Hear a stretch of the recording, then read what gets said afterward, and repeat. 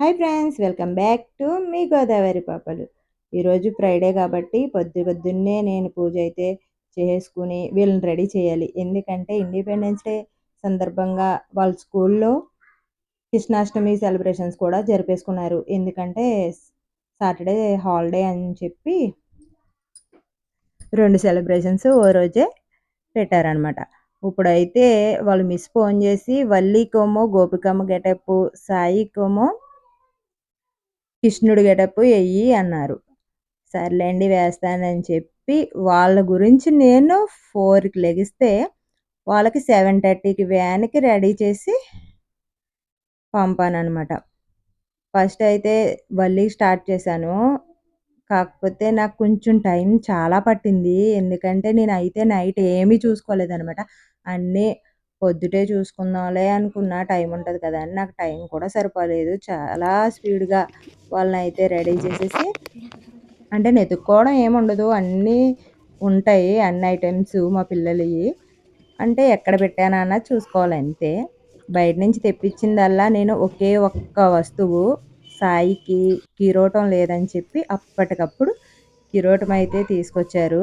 Shop తీయడం great మా గురించి ఆ రోజు.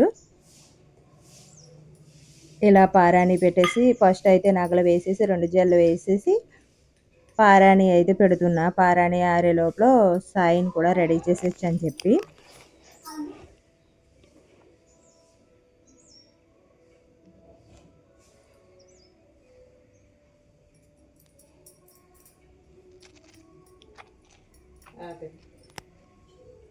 ఇలా వల్లికి పెట్టిన తర్వాత సాయికి కూడా పారాణి పెట్టేసి బొట్టు అయితే పెడుతున్నాననమాట.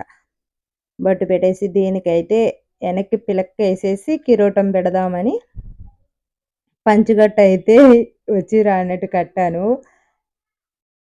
ఆ కట్టిన వీడియో అయితే తీశాను గానీ పెట్టలేదు, ఎందుకులే అని చెప్పి.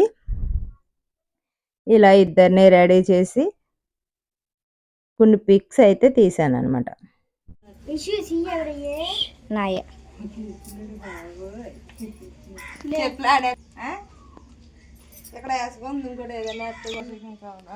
ధనుశ్రీ సాయిని చూస్తుంటే మీకు ఏమనిపిస్తుందో కామెంట్ చేయండి. అంటే బాయ్‌గా అనిపిస్తుందా? గర్ల్‌గా బాయా వేషం వేసినట్టు అనిపిస్తుందో కామెంట్ చేయండి. నాకైతే ఒక్క మగ పిల్లని చూసినట్టుంది మా ఇంట్లో ఇలా కృష్ణుడి వేషం వేస్తే. నేను శివశవాని స్కూల్‌లో ఉండగా వేశాను. ఒక 2 ఇయర్స్ బ్యాక్. మళ్ళీ ఇప్పుడు వేశాను.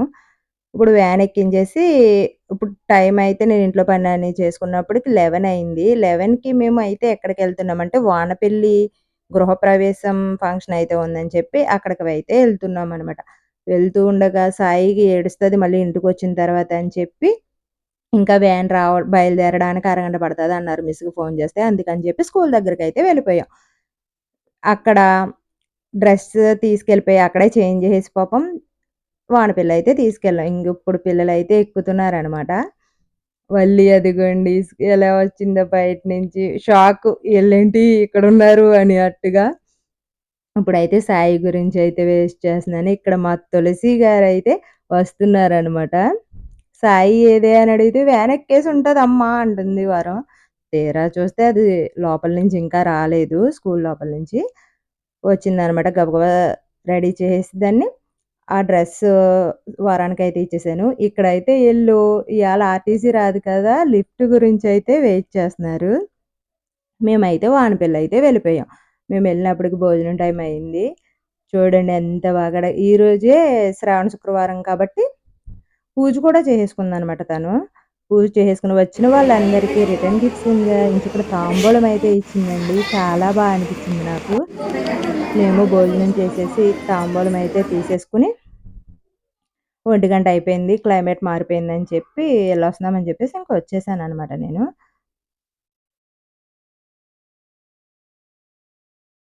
తనైతే ఉండక్క, అప్పుడే ఎళ్ళకక్క ఉండు, ఎళ్దా గాని 2కి పోనీ ఒక గంటైనా ఉండని బతిమాలింది. పాపం క్లైమేట్ మారిపోయింది ఎళ్ళిపోతామని చెప్పేసయితే వచ్చేసాం.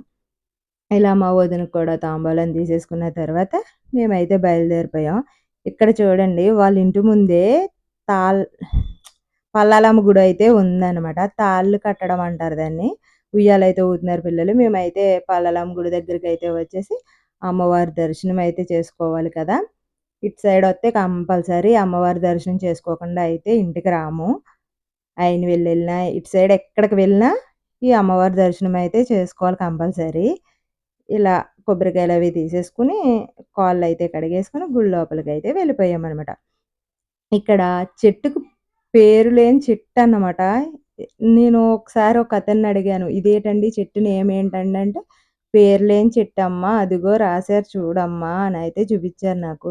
ఈ చెట్టుకి పేరు లేదంట.